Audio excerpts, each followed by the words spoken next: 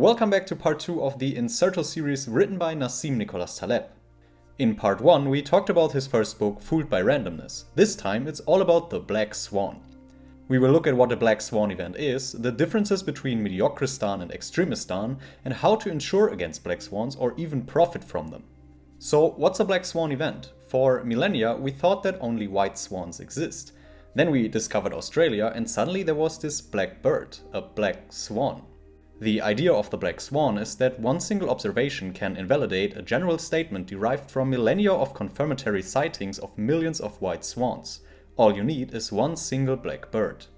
A black swan is an outlier that was not foreseeable through the past, carries an extreme impact, and is made mistakenly explainable and predictable by us humans after it happened. A few examples for black swans are 9/11, the impact of the internet, the financial crisis in 1987 and 2008, World War I, the fall of the Soviet Union, and so on. What you can already see through these examples is that our history, and probably also our future, is dominated by unlikely, unforeseeable events, by black swans. The idea has an application in science, financial markets, and many other areas of life. Black swan logic makes what you don't know far more relevant than what you do know. For example, if 9/11 would have been a foreseeable risk happening in New York, it would have not happened there. Whatever you come to know, that New York is an easy terrorist target for instance, may become inconsequential if your enemy knows that you know it. History is opaque. You see what comes out, not the script that produces events, the generator of history. This opaqueness can be explained through our suffering from the triplet of opacity. The illusion of understanding, thinking we know what's going on when we clearly don't. The retrospective distortion, explaining events after they happened as if they were foreseeable. And the overvaluation of factual information, putting everything into categories and labels. The technical name for the Black Swan is the problem of induction. Inductive reasoning means taking some premises and extrapolating them into the future, which can lead to very wrong conclusions. Look at this line for example. We have a very good idea how to extrapolate it, but maybe we are just too zoomed in and the function is actually completely different. If you have a thesis and 1000 observations that all support your thesis, this is not proof that your thesis is indeed correct. But on the other hand, if you have one counterexample that goes against your thesis, this is enough to disprove your thesis. So science is more about disproving rather than proving things. Furthermore, we think that if, say, two variables are causally linked, then a steady input in one variable should always lead a result in the other one.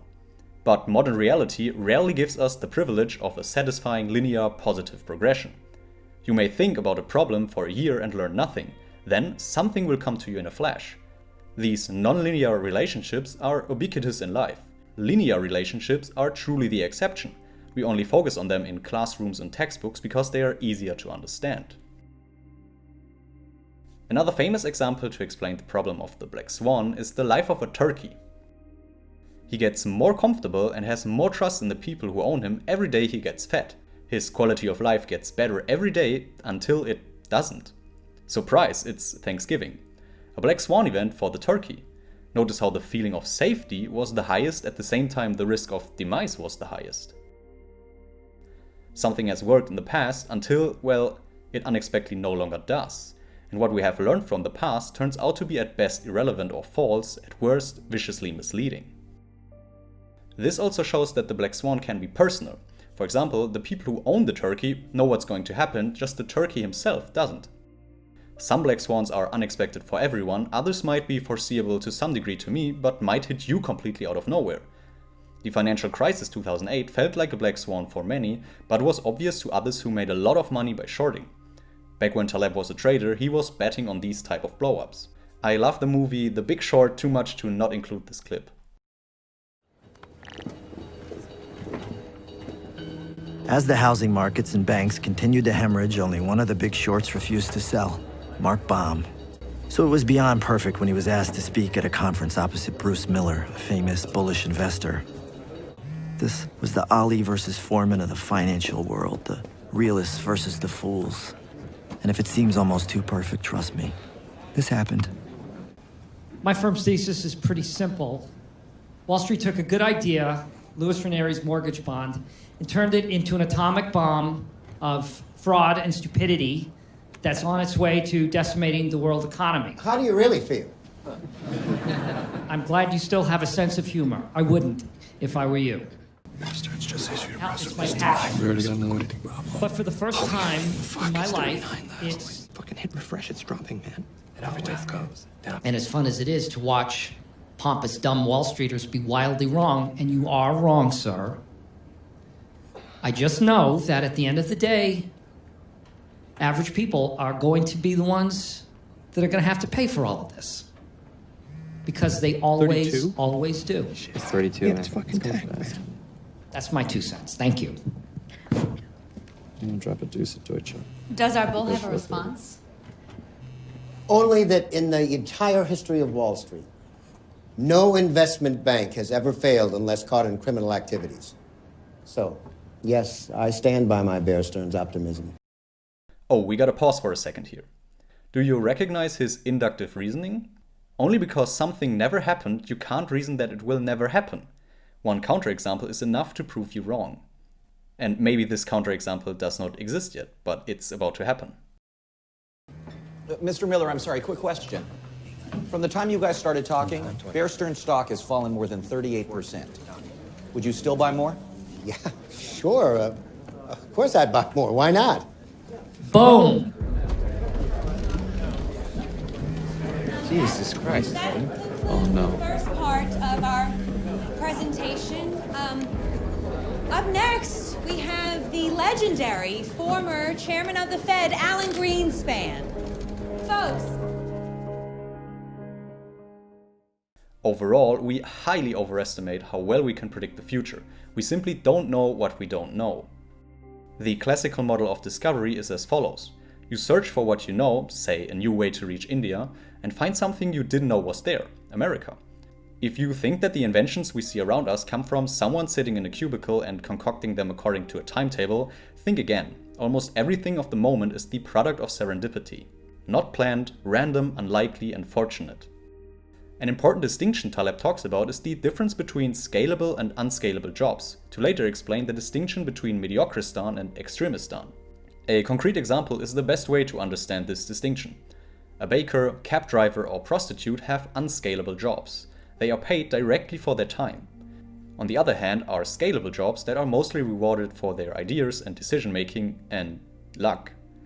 Think of an author. J.K. Rowling doesn't need to write the Harry Potter books from scratch for every new reader. The work is already done and it doesn't matter if she has 3 readers or 3 billion readers. The time it took to create the books remains the same. The video you are watching right now is scalable. I don't need to recreate it for every single viewer. Scalable jobs have a downside though. The distribution of who gets rewarded for their work is overwhelmingly Extremistan. What's that? One category of profession is driven by the mediocre, the average, and the middle of the road. In it, the mediocre is collectively consequential.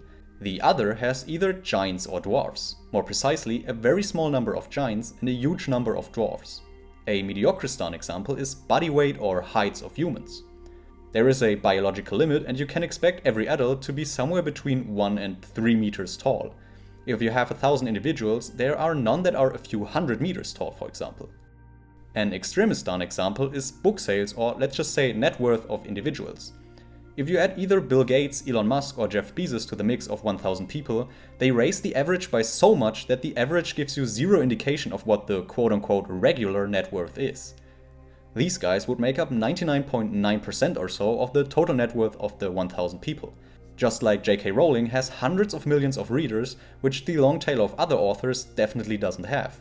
If I told you that 2 authors sold a total million copies of their books, the most likely combination is 993,000 copies sold for one and 7,000 for the other. This is far more likely than that the books each sold 500,000 copies. As you just saw, in Extremistan cases, outliers can be so wild that they completely dwarf anything else. And the world is mostly Extremistan, but we act like it's Mediocristan. That's where the risk measurements in financial markets often failed. Don't ignore possible extreme outcomes, or in Taleb's words, don't cross a river if it is on average 4 feet deep. The average simply does not tell you enough in an Extremistan world. Our belief that we live in a Mediocristan world makes us blind to the Black Swan, because in Mediocristan you simply don't have these crazy outliers.